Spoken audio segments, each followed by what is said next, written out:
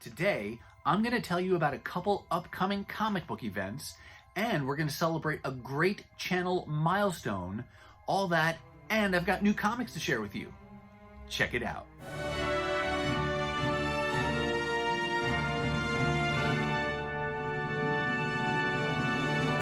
Hey everyone, and welcome to my channel. My name's Chris, and this is North Garden Comics. We have got a lot to talk about today, starting with two upcoming comic book events I want to share with you. The first one is local, so if you're here in the Twin Cities, this is for you. You've heard me talk about Most Wanted Comics in the past. You may have heard me mention a little event called GarageCon. Well, this Friday and Saturday, August 13th and 14th, there's going to be a GarageCon, and that is a garage sale for comics. Basically, it's held at a house in a garage, and I think they advertise they're going to have about 50 long boxes of comics, and pretty much everything's $1. You know, in the past they've had some more expensive books and sometimes some toys and things, and I don't know if they'll have those or not this year or at this event, but the big draw for people is those $1 books. So if you're looking for something to do this weekend here in the Twin Cities, I will put information to that event down below in the description box of this video. GarageCon, great time, great way to build out runs, fill in runs, and you can find some, unusual things in those kind of sales too. Not just your mainstream stuff, but sometimes a little bit different limited series, mini series, or things that maybe you weren't even hunting for, but you wind up taking home because it's $1. So that's the first event. Second event is for everybody interested in comic books. This Saturday, August 14th, is Free Comic Book Day. It is the 20th Free Comic Book Day, and I won't say it caught me off guard, but I wasn't anticipating it for as many weeks as I normally would, because for most of those 20 years, Free Comic Book Day was always the first Saturday in May. But then, of course, like a lot of things in life, COVID came in and just kind of flipped the tables on that. So last year, it was essentially non-existent. It was spread out over the whole summer. Different stores did it differently. But this year, it looks like they're trying to get back to having it around one day. And they've chosen August 14th. And I share that for two reasons. One, because you can get free comic books. And if you are new to comic books, this is a great opportunity to get out to a local shop, to try some new things, because the various publishers will all pretty much put out one or more books that they deem as Free Comic Book Day books, and usually they'll introduce a new storyline, they may tease an upcoming event, they may reprint a famous book from prior years. So they do kind of a lot of different things, but it's all meant to draw people in and try to get new readership. But the second reason I share this is because in addition to those free comic books, many stores, not all, but many stores will host events or even sales around Free Comic Book Day. So it can be a great time to maybe find some dollar books or 50-cent books or half-price books, or who knows, sky's the limit, right? Every store is going to be a little bit different. But to help you in your search, I will put a link again down in the description box of this video. The Free Comic Book Day website has a store locator, so you can find all of the stores that are participating. So you just plug in your zip code, it'll give you a list of stores. But then I would encourage you, as you look through that list of stores, go online or go on social media, look up those individual stores and see if they're having an event, and you might find some cool stuff at a store near you. Now, I will say, if you're watching this video after New Comic Book Day and you were able to score some really cool finds, let me know about it down in the comments. I would love to hear about the hauls that you bring home from your Free Comic Book Day comic book adventuring. So that's it for upcoming events. Next thing I want to share with you is really a celebration. If you've been tracking with the channel all along, then maybe you're cheering with me, but North Garden Comics has just recently exceeded that coveted milestone of 1,000 subscribers. Yes, I can't believe it that there's more than 1,000 people that have taken the time to click that button and subscribe to this channel. And if you are one of them, I just want to say a very sincere and very appreciative thank you. Whether you just subscribed and watching this video or you've been here all along, it is because of you that we've reached this milestone, and who knows where we go from here. I wasn't even sure I'd ever hit 1,000 subscribers. I knew I wanted to share my love and passion for comic books and the things that I pick up, and I'm so thankful that so many of you have decided to come along with me on that journey. And that being said, while I turn on the camera and I share my perspective and the things I'm bringing home with you, I love to hear from you in the comments as well. Continue to let me know the things that you're collecting, the things that you're hunting for, the runs that you're able to complete. I love to be able to have that dialogue with you as we share this love and passion for reading and collecting comic books. I'll also take the time right now to say, if you are new to the channel and this is your first time watching, welcome. Thank you so much for clicking on that video and giving it a try. If you like comic and comic related content like new comic book hauls, back issue comic book hauls, omnibus reviews, Transformers related things, any of that kind of stuff, then please take just a second and hit that subscribe button. And then for all of you, as you watch and see something you like, give it a thumbs up. And please let me know your thoughts and questions down below. All right.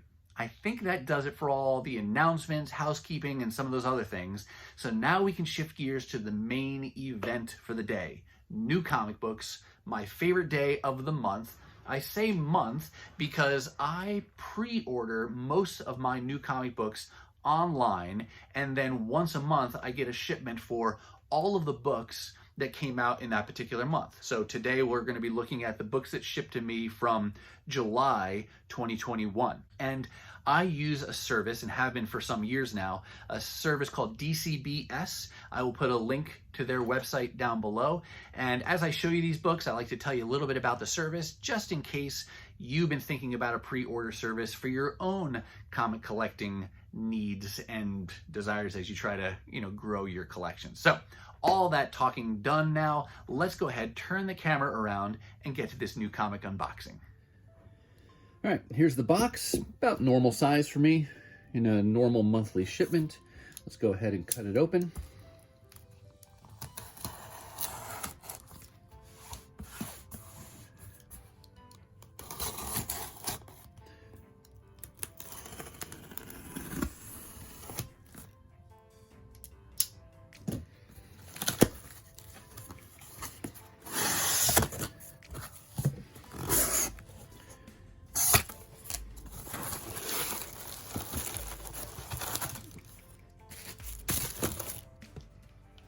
You can see here is the pack. Now I'm going to go ahead and get this completely unboxed or unpackaged so I can show you the books themselves. Okay, I have everything out of their bag and board that they came in, and I do that primarily because it cuts down on the glare so I can show you the covers more clearly. But I did want to show you this in case, again, you're looking to kind of get more info on a pre-order service like DCBS. I do pay 30 cents a book to get a Mylar bag and board with each of my comics. So I pay up a little bit, and that's pretty cost effective when you compare that to buying them online. Maybe not if you buy in massive bulk, but short of buying thousands of bags and boards at a time, which I'm not in a position to do, this is a pretty cost effective way to do it. And DCBS has 4 different levels of what you can choose. The cheapest, free, is nothing, right? No bag, no board. I am pretty confident they're still going to come very secure, just given the way they shrink wrap and rubber band and put extra backing boards around those books. So I don't think they'd be damaged, but you can do the free option. The next option is to pay 15 cents a book.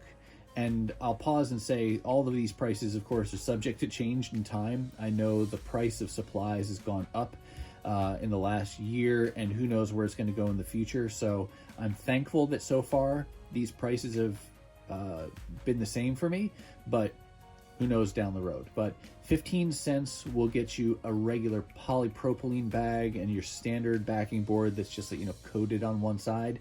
And I did that for a little while, but I figured, I like the BCW poly bags and their boards. So if I'm going to buy your basic bag board combo, I'm just going to buy the BCWs.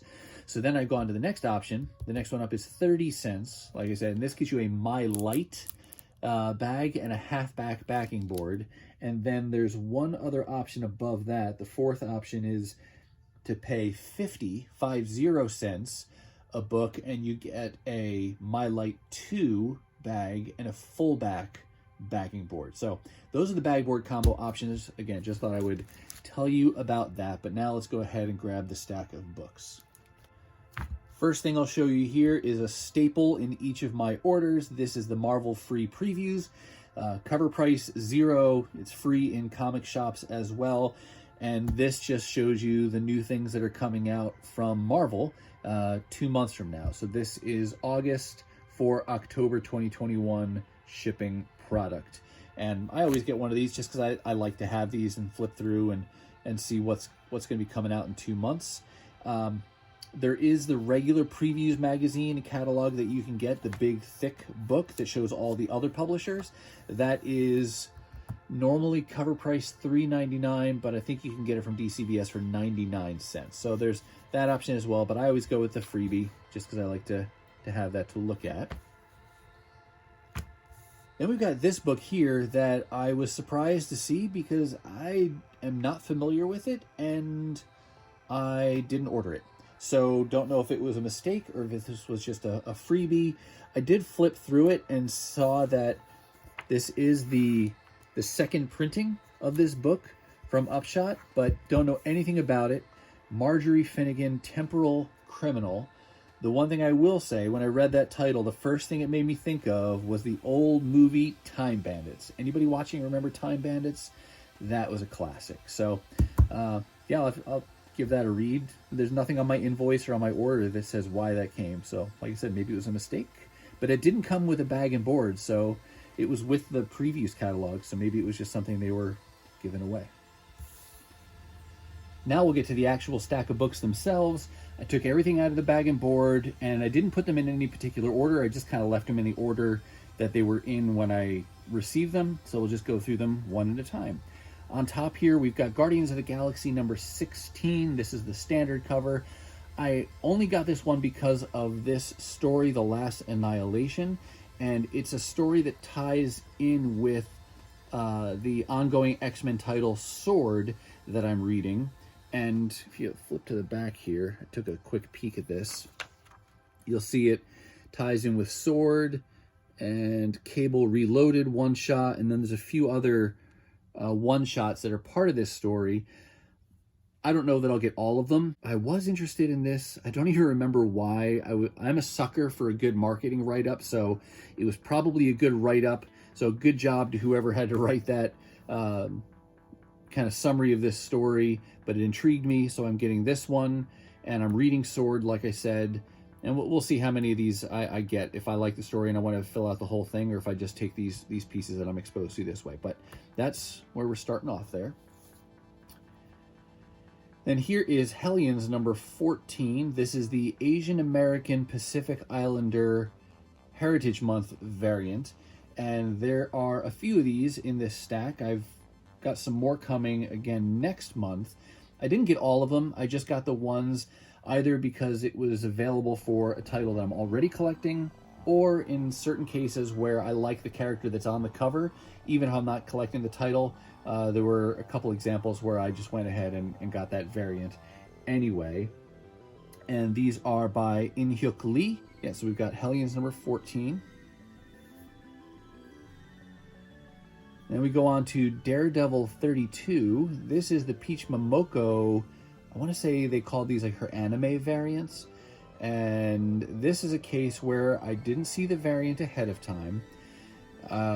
You'll typically get to see the standard cover for a book, but then depending on how many variants there are, sometimes you'll see those images, but other times you'll just get the artist name listed and the title of the variant. You won't see the actual image. And the way I kind of approach that is, if I like the standard cover, great. If I'm not a big fan of the standard cover, then I'll start to look at the variants, and if I can pick one based on image, that's the best. But if I have to go just based on artist name, then it becomes more of a gamble, especially if you're not familiar with the artist. But in this case, I don't remember what the standard cover was, but I figured out what the heck, I'll go for the Peach Momoko variant on this Daredevil. Then go over here to Thor. This is his ongoing title, issue number 15. Not a variant, it's the standard cover, but I know there are some Captain America variants in here, but that just appears to be the standard cover, and Olivier Coipel has been doing the standard covers on this. And we got a new story starting here. Revelations starts here. Moon Knight #1.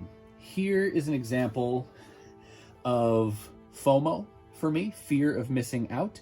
I would love to think in my mind's eye that I see myself as above the fear of missing out, that I only buy the comics that I know I want and love, but the reality is that I give into it more often than I'd like to admit.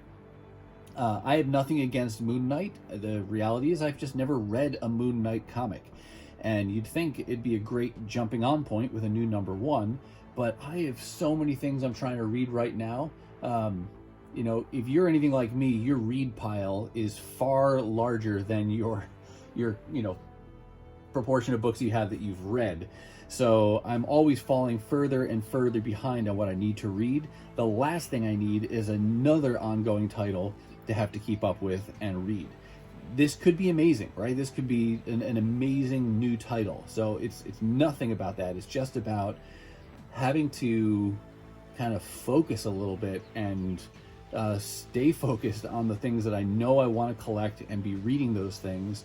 Otherwise, you just become so scattered and you have a little bit of everything and you're not reading nearly as much as you'd like to be. So this is an example of that, where I got this #1 just because it was new and a #1.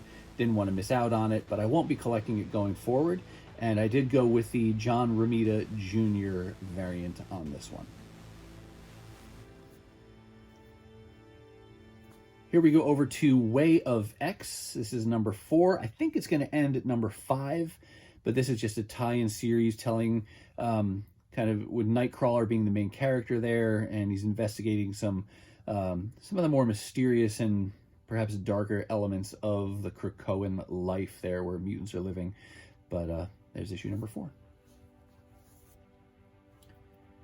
Shifting gears over here to Transformers. This is #32 in the ongoing title, and this is the B cover that was done by Josh Burcham.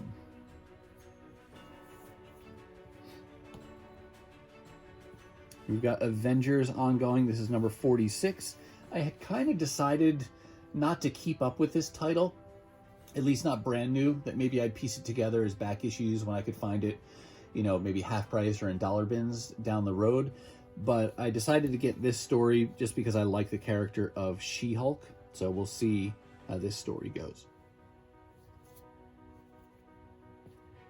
Here's part 2 of that last Annihilation story with Sword #17. I've been liking these covers for Sword 2 and the color schemes.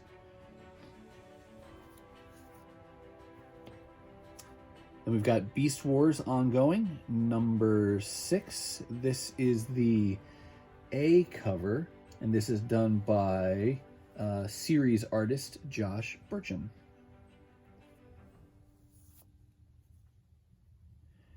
Here's a big #1 that I've been looking forward to. I still got to catch up on the last volume and finish that up before I can read this one.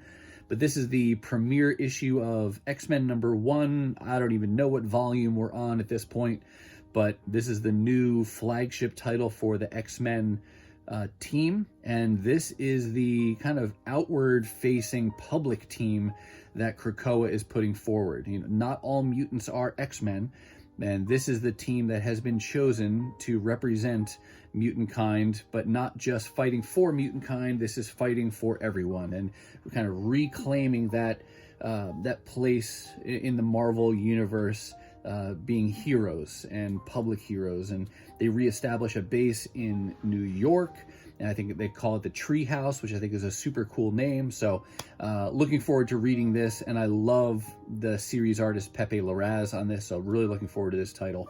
And yeah, that's an oversized book there, and I believe a wraparound cover. So here's a limited series that I've been looking forward to ever since its announcement: Transformers King Grimlock. I don't know anything about the plot here, but it's got some cool covers. I'm looking forward to the character. I really like him, and yeah, I just think This has got a lot of good potential, so looking forward to diving into this one. I would have chosen the kind of, I think they would call it the retailer incentive cover for this issue number 1, but that was one that I was going to have to pay up for, and not looking to do that. Maybe someday if I find it at a discount, I would get it, but I'm not going to pay up for it. So I went with my preferred pick of the normal priced covers there. Then we've got this X-Men Legends number 5. I'm kind of hemming and hawing about whether or not I want to keep going with this. It is basically filling in with stories, inserting them into continuity from earlier periods of the X-Men life. For example, should tell us here. There you go. Down here, editor's note, this story takes place between X Factor, the 1986 series, that was volume 1, between issues 75 and 76. So you get a lot of, they're playing on that nostalgia vibe there with the colors and the characters and the time period. And I haven't started reading these yet. It's 5 issues in, and I usually let them sit for a little bit and then start to read them. But I'm not sure if I'm gonna stick with this one, or if I'll just try to piece it together later as back issues. I should really dive into some of these and make a decision on that to see if I want to keep going with this, or if I just, like I said, wait and pick it up after the fact. Here we have X-Men ongoing title Marauders. This is a variant edition to issue number 22. And the artist, I don't remember who the artist is on this. Who is the artist? Variant cover artist, Gerald Parel. That is a very cool cover of Kitty, or Kate Pryde. I like that. Another X-Men ongoing title, Hellions, number 13. Just the standard cover. I believe the artist's last name is Segovia, and I think he's still the series artist on this, although this Antonio name is the name for the artist of this one, so maybe it's a guest artist, I'm not sure, but like Segovia's covers. Pretty sure it's Segovia. Let's make sure we give credit where credit's due and take a peek inside. Is there going to be a title page? Cover artist, yes, Steven Segovia and Rain Barredo, or Barredo. Sinister cover. All right, and a rare, but occasionally it happens, a rare non-Marvel book. So Dark Horse Comics, Masters of the Universe, Revelation, number 1. This is the prequel comic series leading up to the Kevin Smith Netflix series currently on Netflix. At least the first part of that, and 5 episodes for that. And it's, of course, launched to mixed reviews. I don't pay attention to them. I've watched 2 episodes so far, and I'm enjoying it. I'm fine with it. I have obviously not read the prequel yet because this is my first issue of that. So looking forward to reading this one. Chose this variant cover. This is the Mike Mignola cover, and he's just got a real unique style. So I figured I would grab that for the cover on this one. And then here's Transformers ongoing issue number 33.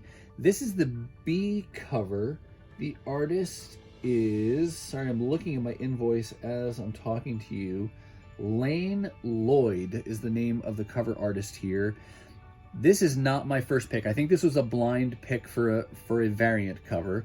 And I'll flip to the back here. One of the nice things about Transformers books is you will get the other covers in the interior pages here. So I think this was the standard cover. Oh, nope, that's next issue. Sorry, my bad. That is one of the covers. Maybe it doesn't give you the A cover, because I thought this one was a variant as well. And who knows, maybe I didn't see any of the covers. But looking at these 2 right now, if this is the A and this is the B, I would have chosen this one. I like the way Bumblebee looks in that. So I would have chosen that if I had to do it again. But when you turn the page here, this would have been probably my first pick if price weren't an issue. This one you would have had to pay more for, probably $8 or $12, something like that, to get this.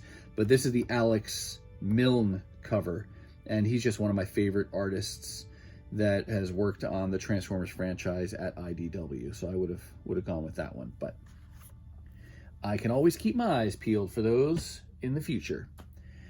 Then we had a very good choice here, Transformers Escape number 5 of 5 limited series.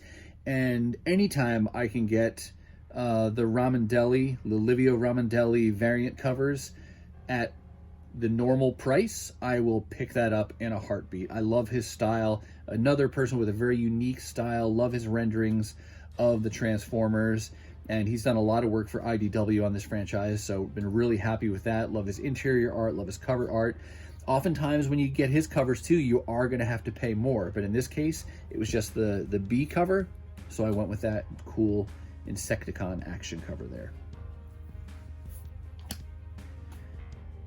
Here's another one of the Asian American Pacific Islander Heritage covers. This is Armor from the X-Men, and this is the new ongoing issue number 2. Then we got some Wolverine ongoing, number 14. This is the standard cover, which is, I always get the Kubert brothers confused, Andy and Adam. I think this is Andy is doing this. Am I correct? No, it's Adam.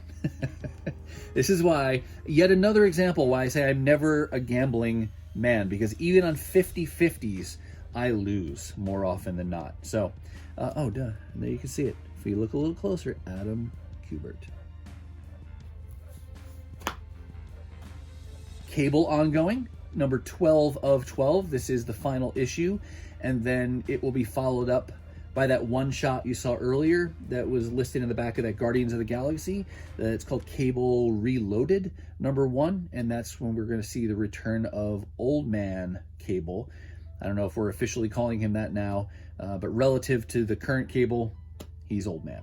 So this will wrap up this series, then that one shot will happen, and then who knows where we'll see Cable go from there. Will he get a new ongoing? Will he be part of some other team book? We'll see, but Cable's a cool character. Looking forward to reading that. Here is one of those Captain America variants that I told you about before. You know, that Thor cover was just the standard one, but could have been thought of as like one of the Captain America variants. This on Fantastic Four is a Captain America 80th anniversary variant. And the artist is, I don't know. I didn't see this cover either. I just picked it. Oh, R.B. Silva. Nope, R.B. Silva's the interior artist. Variant cover artist. Oh, Nick Bradshaw. There you go. Nick Bradshaw and Rochelle Rosenberg.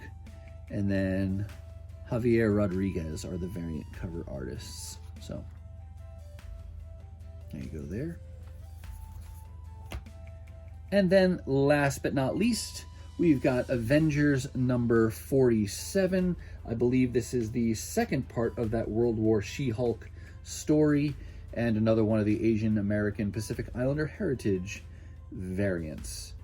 And you may wonder why I got multiple issues of a particular title, like 46 and 47 of this Avengers book.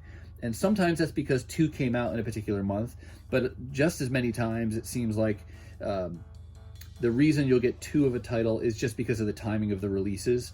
And so when they put that shipment together, everything that's come out up to that point, they put in that shipment and then you get it. So that's also probably why I got a little bit larger shipment than usual, because there were a couple double issues of titles that I got in this particular month's shipment. All right, that's going to do it for me, and that's going to wrap up this new comic book unboxing for all the books I got for July 2021. Did you see something you like? Are you collecting any of these titles? Are there things that you've been intrigued to maybe go get yourself? Let me know down in the comments below. Now, if you're not quite ready for the YouTube fun to stop, I have hand-selected a couple videos here for you to check out.